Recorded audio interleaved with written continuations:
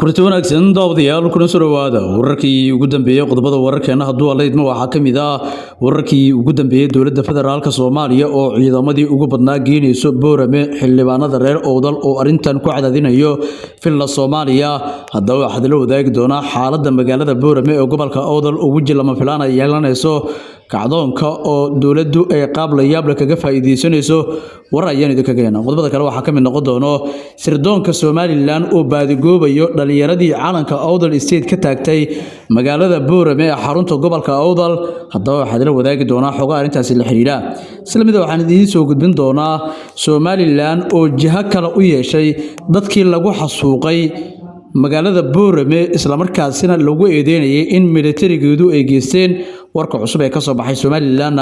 macluumaad ayaan idin kaga heynaa isla mid waxaan idin wadaagi doonaa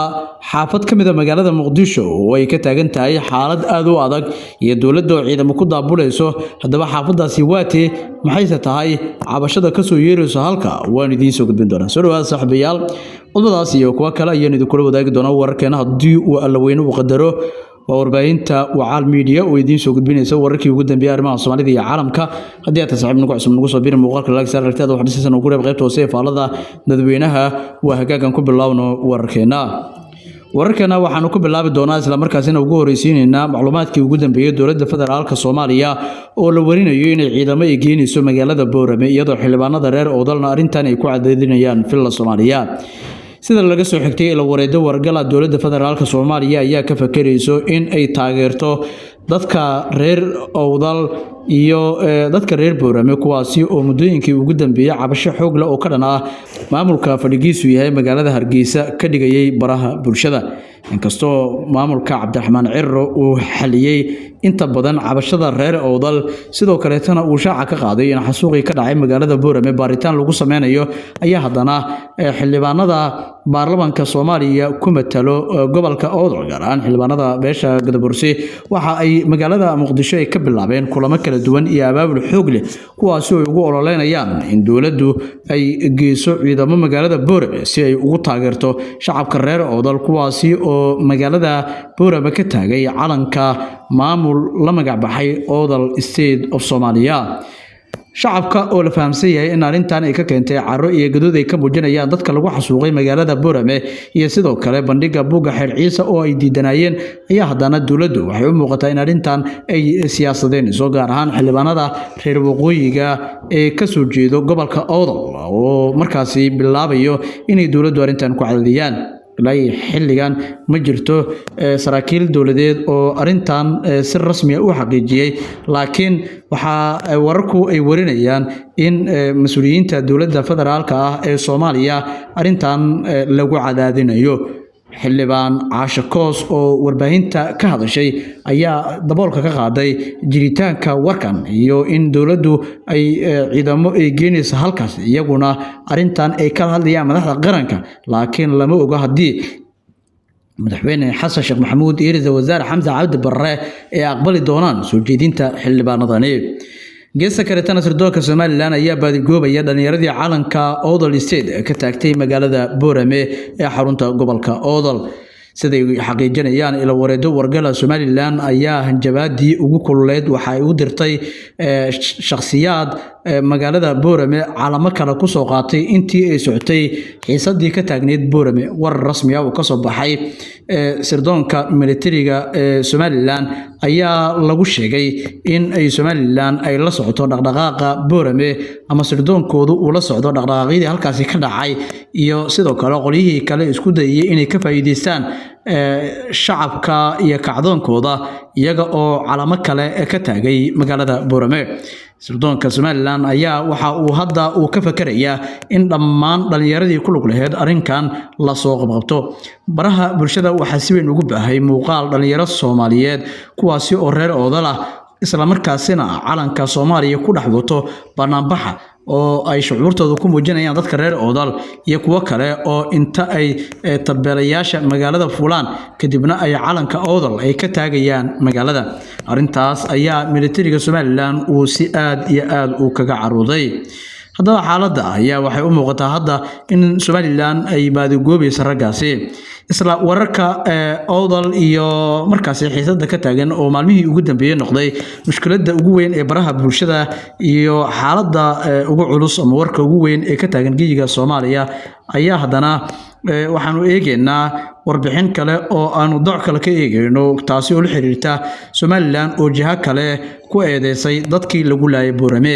taliska ciidanka militariga Somaliland ayaa markii ugu horeysay ka hadlay rabshadihii dadka badnaa ay ku dhinteen ee ka dhacay magaalada Boorame iyadoo militarigu iska fogeeyay inuu si bareera u dilay dad shacab ah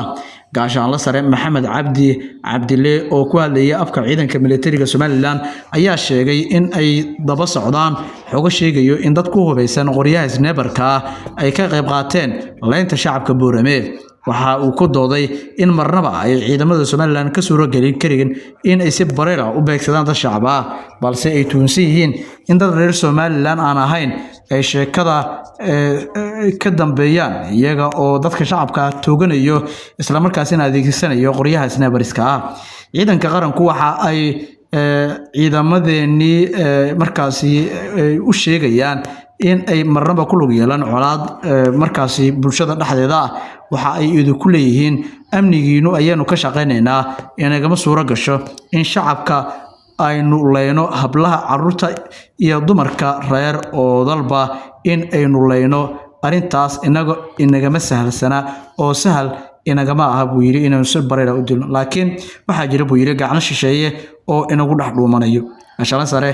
Maxamed ayaa nabad ugu baaqay dadka reer Boorame iyo guud ahaanba bulshada degta gobolka Awdal iyo Salal iyaga oo markaasi looga tacsiyay dhalinyaradii kaga geeriyootay dhibtii ka dhacday gobolka taliska ciidanka militariga ayaa soo bandhigay ayaanan soo bandhigin caddeemo uu ku xoojinayo in jiha kale ay ku lug leedahay leynta dadka shacabka ah banaanbaxyada Boorame mana jirto ilaa hadda cid arintaasi loo soo qabtay iyadoo taasi bedelkeedana la arkayo ciidamo shacabka si toos ah u risaaseynayo intii ay rabshaduhu socdeen si kastaba ha ahaatee rabshadihii magaalada Boorame oo socday 3 maalmood oo xiriir ah ayaa waxaa ku dhintay 30 qof halka ay ku dhaawacmeen in ka badan 150 ruux artada ku aadan hoos ayaa nagu reeb kartaa magaalada Muqdisho xaafad kamid ah waxa laga soo warinayaa in ay ka taagan tahay xaalad barakamali ah iyadoo dawladdu ay geysay ciidamadii ugu badnaa dawladda federaalka Soomaaliya ayaa xalay ciidamo badan geysay xaafadda Debdemiska ee degmada Wadajir kadib markii halkaasi ay ka soo cusboonaatay ama ay dib uga soo cusboonaatay xiisada dhulka ee muranka muddada dheer uu ka taagnaa ciidamadan ayaa ku baxay shacab cariisan oo shalay gudaha u galay xaafadaasi kana soo horjeedo in ganacsato ay dhistaan dhulka iyaga laga barakiciyay wararka ayaa intaas ku darayay in ciidamadu ay isku fidiyeen dhammaan wadooyinka soo gala xaafadahaasi iyagoo diiday in gudaha loo galo waxaase jira shacab markaasi shalay xilli hore galay xaafadda kuwaasi oo xalay ku hoyday dhulka Debdemiska ee dawladdu ka eriday